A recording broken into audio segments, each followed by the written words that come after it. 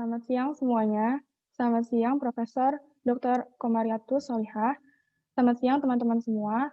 Pada kesempatan kali ini, kami dari kelompok 6 akan menyampaikan materi presentasi Pancasila kami yang berjudul Pentingnya Pendidikan Pencegahan Korupsi bagi Generasi Muda. Sebelumnya, saya akan memperkenalkan anggota kelompok kami. Yang pertama ada Frida Agustina Afifah, yang kedua ada saya sendiri, Geri Netanya, yang ketiga ada Nila Milati Kasana, dan yang keempat ada Raihan Zuhdi. Sebelum masuk ke pembahasan, saya ingin menjelaskan arti dari korupsi terlebih dahulu.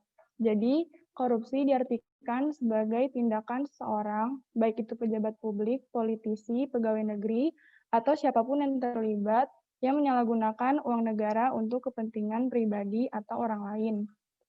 Nah, dari pengertian ini, kita tahu bahwa tindakan korupsi ini bukan merupakan tindakan yang baik. Namun kenyataannya, sampai saat ini, korupsi itu masih merajalela di Indonesia dan masih cukup sering terdengar di pemerintahan kita. Maka pendidikan korupsi itu tentu sangat diperlukan bagi generasi muda saat ini. Yang pertama yang dibahas adalah pendidikan anti korupsi sebagai pendidikan karakter mahasiswa. Pendidikan anti korupsi merupakan usaha sadar dan terencana untuk mewujudkan proses belajar mengajar yang kritis terhadap nilai anti korupsi. Nah, di pendidikan anti korupsi ini, setiap mahasiswa itu diajarkan tentang kejujuran, kemandirian, keadilan, dan kedisiplinan. Kejujuran itu sangat diperlukan di kampus karena berpengaruh dengan kepercayaan orang lain terhadap mahasiswa tersebut. Selain itu, kemandirian penting sebagai proses pendewasaan diri mahasiswa dan tidak bergantung pada orang lain dalam mengerjakan tugas dan tanggung jawab. Keadilan penting agar mahasiswa dapat belajar mempertimbangkan dan mengambil keputusan dengan adil dan benar. Kemandirian juga penting sebagai proses pendewasaan diri mahasiswa, tidak bergantung pada orang lain dan belajar untuk bertanggung jawab. Dan kedisiplinan penting agar mahasiswa mampu mengatur kehidupan kampus, baik akademik maupun non-akademik, dan mahasiswa dapat mencapai tujuan hidupnya dengan lebih efisien. Yang kedua akan dijelaskan oleh Frida. Baik, yang kedua yaitu dampak mengikuti pendidikan anti korupsi. Yang pertama, mengetahui bahwa bahaya dari tindakan korupsi yang berdampak pada masalah ekonomi negara. Jadi, korupsi itu sesuatu hal, tindakan yang hanya menguntungkan diri sendiri. Misalnya, korupsi uang negara. Dampak ini jelas merujuk pada permasalahan ekonomi negara yang mengakibatkan kerugian pada negara itu sendiri. Yang kedua, mengerti arti nilai anti Pancasila, kemudian diharapkan agar menjalankan nilai tersebut. Jadi di sini karena pendidikan anti korupsi merupakan bentuk pengamalan dari nilai-nilai Pancasila. Yang ketiga, adanya perubahan karakter lebih baik. Jadi pendidikan anti korupsi membuat seseorang menjadi bisa untuk memilah dan memilih di mana tindakan yang baik dan di mana tindakan yang buruk.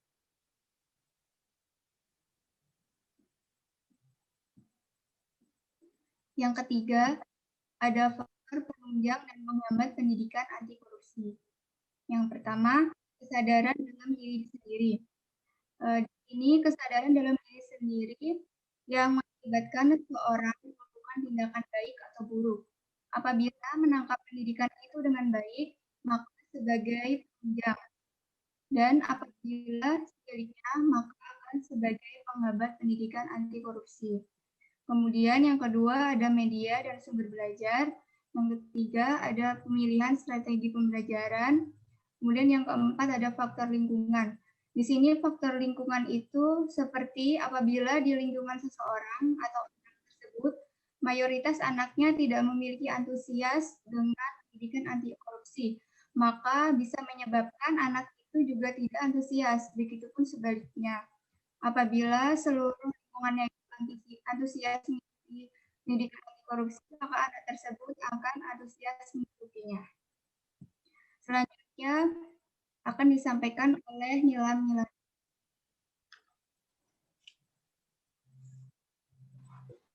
Yang keempat yaitu pendidikan anti korupsi sebagai pendidikan karakter di sekolah.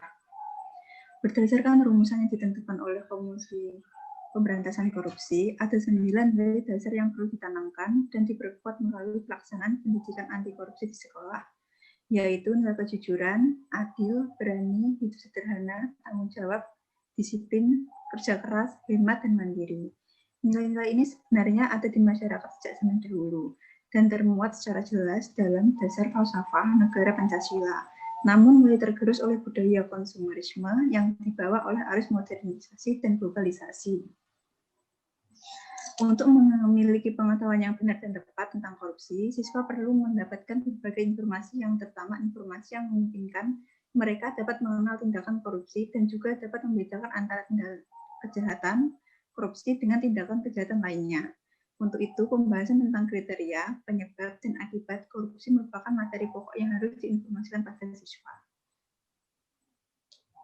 Pengembangan karakter anti korupsi bisa dengan melibatkan siswa dalam berbagai aktivitas sosial di sekolah untuk melatih tanggung jawab. Pendidikan anti korupsi agar mudah diterima yaitu dengan didesain secara moderat dan tidak indoktrinatif. Aspek penting lain dari pendidikan anti korupsi adalah kemampuan siswa untuk membuat pertimbangan moral terkait perbuatan korupsi, dan ini juga sangat ditentukan oleh kondisi kognisi yang dimiliki.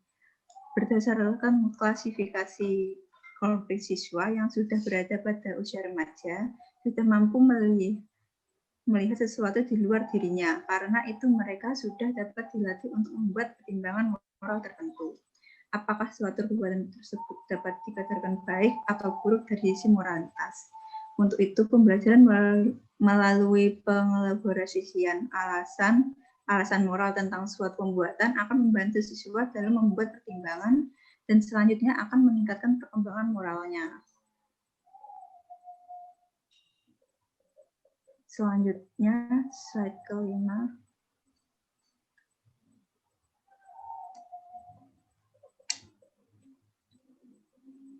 Mendorong peran pemuda dalam pencegahan korupsi.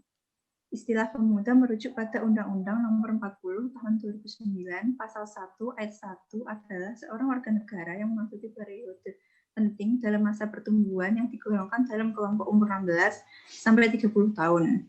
Pada usia tersebut, pemuda mengalami fase pertumbuhan yang sangat bisa diandalkan untuk melakukan perubahan. Jadi, ketika pada usia tersebut pemuda diberikan kesempatan untuk melakukan perannya, maka pemuda memiliki semangat tinggi untuk melakukan peran yang baik. Pemaparan di atas menunjukkan bahwa pemuda adalah suatu aset yang dimiliki bangsa dalam proses pembangunan bangsa dan negara.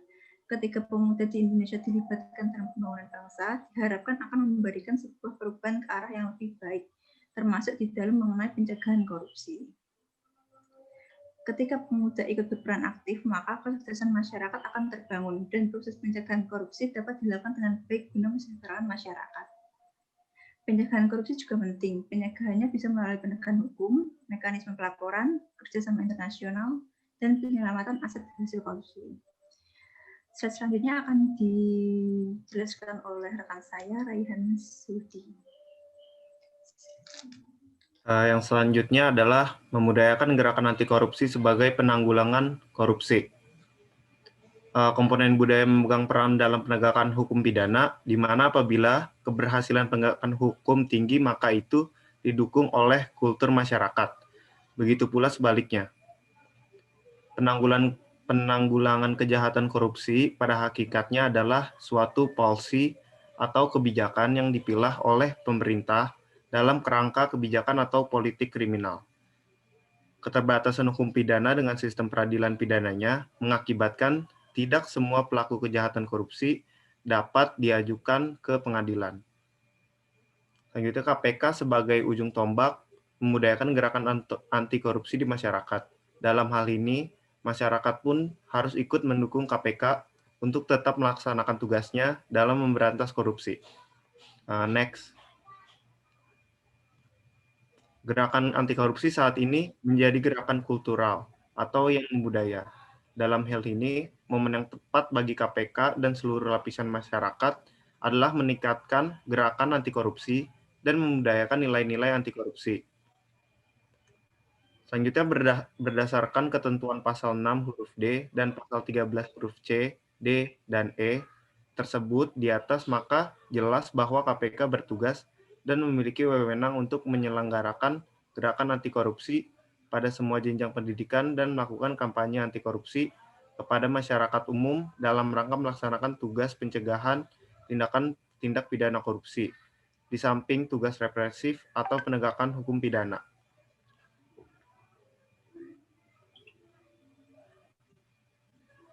Next.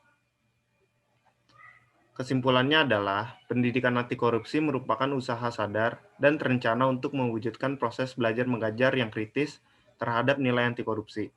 Jika dilaksanakan sebagaimana semestinya, maka dalam jangka panjang, pendidikan anti korupsi akan mampu berkontribusi terhadap upaya pencegahan terjadinya tindakan korupsi, sebagaimana pengalaman negara lain.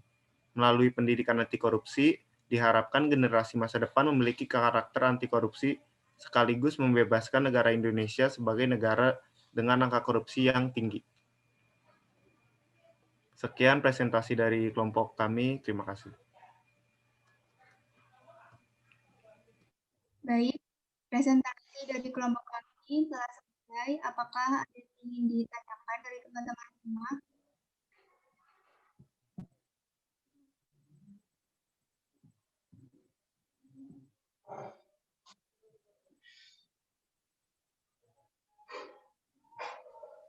Baik, diizinkan saya untuk bertanya kepada kelompok 6. Saya Siddiq Ilham Maulana dari kelompok 5 ingin bertanya.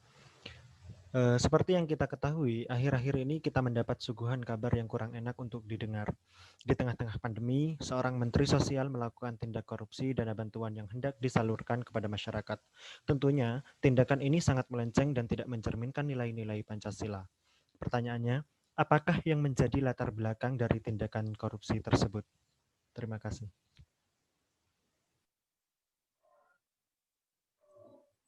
Baik, saya akan menjawab pertanyaan dari Siddiq Ilham.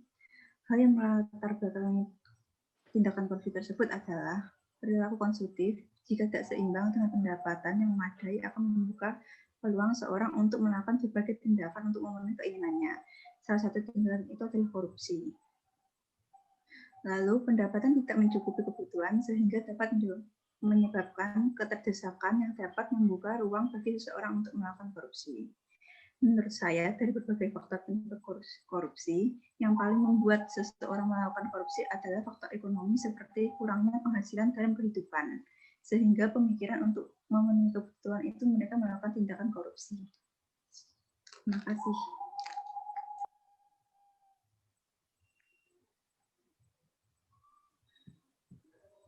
Apakah sudah jelas, Asidik?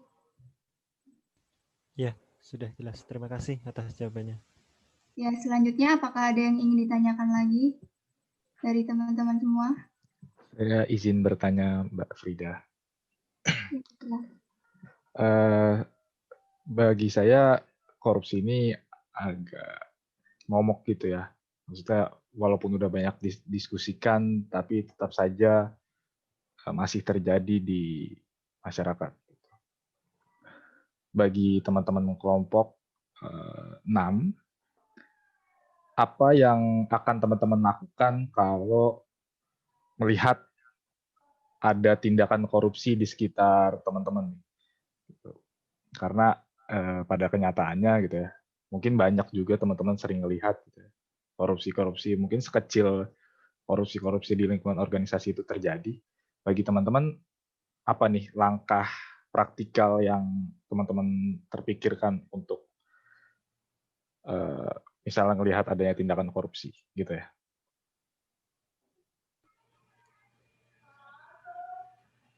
Baik, saya akan menjawab pertanyaan dari Setia Novanto. Pertama yang harus kita lakukan adalah memegang prinsip bahwa kita tidak akan terlibat dalam tindakan korupsi tersebut. Yang kedua, kita bisa melakukan pelaporan. Pertama, bisa kita laporkan kepada polisi, kejaksaan. Selanjutnya yang terakhir bisa kita laporkan kepada KPK.